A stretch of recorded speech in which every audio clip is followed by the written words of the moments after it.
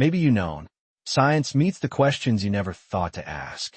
On the morning of September 1st, 1859, a British astronomer named Richard Carrington was sketching sunspots at his observatory in Red Hill, England. At 11:18 a.m., two patches of blinding white light erupted from the sun's surface, so bright he thought his lens had cracked. He noted the time and looked up. Within 17 hours, telegraph wires across the planet would melt. The sky over Cuba would turn blood red, and no one alive would understand why for almost a century. To understand what hit Earth that night, you have to understand the world it hit. In 1859, the planet had just been wired together for the first time. Samuel Morse had sent his first telegraph message, "What hath God wrought?" only 15 years earlier. By 1858, the first transatlantic cable connected London and New York. For the first time in human history, news could cross oceans in minutes instead of weeks. Cities were exploding with new technology. Gas lamps lit Paris. Steam locomotives screamed across continents. But almost nothing was understood about electricity. Michael Faraday had discovered electromagnetic induction only 28 years prior. The word electron wouldn't be coined until 1891. And the sun? The sun was a mystery. Astronomers knew it had spots, dark patches that came and went on an 11-year cycle, first noticed by Heinrich Schwab in 1843. But no one knew what sunspots were. No one knew the sun could throw anything at us. The atmosphere was thought to be a perfect shield. Space, if you could even call it that, was empty, quiet, distant, until one Thursday morning in early September, when something the size of Jupiter detached from the sun and started moving toward Earth at 4 million miles per hour. Carrington's observatory in Red Hill was modest, just a private rooftop dome with an 11-centimeter refracting telescope. He was an amateur, technically, though one of the best in England. That morning he was projecting the sun's image onto a sheet of paper, carefully tracing the largest sunspot group he had ever seen. It stretched 200,000 kilometers across, wide enough to swallow 15 Earths. At 11:18 a.m. local time, two beads of intensely white light suddenly bloomed on the dark sunspot. Carrington later wrote that they were exceedingly brilliant. He ran to fetch a witness, but by the time he returned, only 60 seconds later, they had already faded. He noted the time. He sketched the position. He had no idea what he had just seen. 5 miles away, an amateur observer named Richard Hodgson was watching the sun through his own telescope. He saw the same flash. The next morning, the world began to react. Compass needles in Bombay swung wildly. The aurora appeared over Rome, a city where the northern lights had not been recorded in living memory. And Carrington, sitting in his garden in Surrey, began to suspect that his sketch and the storm in the sky were somehow connected. What Carrington saw was a solar flare, and the flare was just the muzzle flash. Imagine the sun as an enormous magnetic battery, twisting itself into knots. Every 11 years, those knots get so tangled that they snap. When they snap, the sun fires a slug of charged plasma into space, a coronal mass ejection, or CME. A CME is roughly the size of a small planet. It carries the energy of 10 billion atomic bombs. It travels at speeds up to 8 million kilometers per hour. Most CMEs miss Earth. Space is mostly empty, and the sun is firing in every direction. But on the night of September 1st, 1859, Earth happened to be standing right in the line of fire. The plasma cloud reached us in 17.5 hours. Less than half the typical travel time, because an earlier CME had already cleared the path. When it slammed into our magnetic field, it didn't just push the field, crushed it. Earth's magnetosphere, which normally deflects the solar wind like a windshield in a hailstorm, was compressed to a fraction of its usual size. Charged particles funneled down along magnetic field lines into the upper atmosphere. The sky began to glow. But here's where the story gets strange. The telegraph network in 1859 was a planetary nervous system made of bare iron wire, much of it strung between wooden poles for thousands of miles. When the geomagnetic storm hit, those wires turned into giant antennas.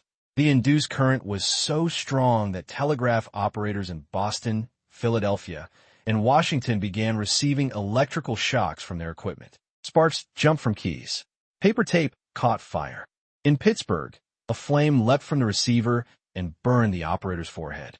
Then something even stranger happened. Operators in Boston disconnected their batteries entirely and discovered they could still send messages to Portland, Maine, more than 100 miles away, powered purely by the aurora. One operator wrote in his logbook, "We are working with the heavenly batteries alone." For about 2 hours, telegraph lines across North America carried messages using nothing but the energy of the storm itself. Then the field reversed. Currents flipped direction. Some wires fused. Insulators exploded. Stations burst into flames. Frederick Royce, an operator in Washington, watched a 6-inch arc of blue fire leap from his switch to ground while the building filled with the smell of ozone. The world was being shocked by the sun, and no one had a word for it. The auroras that night are still the most widely reported in human history. They were seen in Cuba, Hawaii, Jamaica, Hong Kong, Panama, and at sea level across the Caribbean. In sub-Saharan Africa, near the equator, sailors recorded a sky the color of blood. In the Rocky Mountains, gold miners camped near Sutter's Mill woke up at 1 in the morning, packed their gear, and started cooking breakfast because they thought the dawn had come. The light was that bright. In Boston, residents reported being able to read newsprint at 1 a.m. by the glow of the sky alone. Modern reconstructions, led by physicist Hisashi Hayakawa at Nagoya University in 2019, used 124 historical records, newspapers, ship logs, and personal diaries from 29 countries to map how far south the aurora stretched. Their conclusion: the geomagnetic disturbance index, called the DST, may have plunged to negative 1,600 nanoteslas. For comparison, the worst storm of the modern space age, the 1989 storm that blacked out all of Quebec for 9 hours, only reached negative 589. The Carrington Event was, by some measures, almost 3 times stronger than anything we have measured since. And we measured what came next. And just when you think this is a story locked in the 19th century, it almost happened again, less than 14 years ago. On July 23, 2012, a CME of Carrington-class magnitude erupted from the sun. It traveled at 3,000 kilometers per second, the fastest CME ever recorded by satellite. It carried a magnetic field with the same southward orientation that had crushed Earth's magnetosphere in 1859. There was only one difference. It missed by 9 days. NASA's Stereo A spacecraft, parked at a vantage point ahead of Earth's orbit, watched it pass through the exact spot we had occupied a week earlier. Daniel Baker, director of the Laboratory for Atmospheric and Space Physics at the University of Colorado, later said, "If it had hit, we would still be picking up the pieces." In 2013, a Lloyd's of London report estimated that a direct hit would cost the United States alone between $600 billion and $2.6 trillion in the first year. In 2012, physicist Pete Riley published a paper in the journal Space, Weather, calculating the probability of a Carrington-level event hitting Earth in the next decade. His number? 12%. Roughly the same odds as rolling a 1 on a 6-sided die, twice. Right now, the world is more vulnerable than it has ever been. In 1859, the only major electrical infrastructure on Earth was 200,000 kilometers of telegraph wire. Today, the United States alone runs nearly 700,000 kilometers of high-voltage transmission lines. Each one is a giant antenna, just like the telegraph lines were. A direct Carrington-level CME would induce currents in those lines large enough to overload transformers, the massive, oil-cooled units that step electricity up and down. Transformers don't fail gracefully. They explode. The largest ones, called extra-high-voltage transformers, weigh 400 tons each, are built to order in factories overseas, and take between 6 and 24 months to replace. The United States has roughly 2,000 of them. A 2008 report by the National Academy of Sciences estimated that a Carrington-class storm could permanently damage 300 of them in a single afternoon. The blackout would not last hours. It would last months, possibly years. Water pumps would stop. Refrigeration would stop. Traffic lights, hospitals, gas stations, ATMs, the internet, every device you're watching this on. Hundreds of millions of people would be plunged back into something resembling 1859. Except this time, no one would know how to live there. On the morning of September 2nd, 1859, Richard Carrington walked back into his observatory in Red Hill. The sun rose normally. The compass needles settled. The telegraph stations that hadn't burned were back online. He sat at his desk and wrote one of the most cautious sentences in scientific history. One swallow does not make a summer. He was telling himself and the world not to assume the flash and the storm were related. They were. He had stared into the muzzle of the sun and lived. We have been lucky for 167 years. The clouds that crossed Earth's orbit in 2012, in 2003, in 1921, they were warning shots.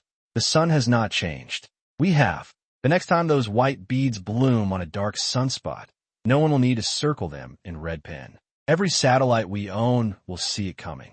The only question is what we do with the 17 hours we have. If you want to know how close we came in 2012 and the secret 2003 storm that knocked out a Japanese satellite, broke a transformer in South Africa, and quietly redirected airline traffic across the Arctic, that is our next episode.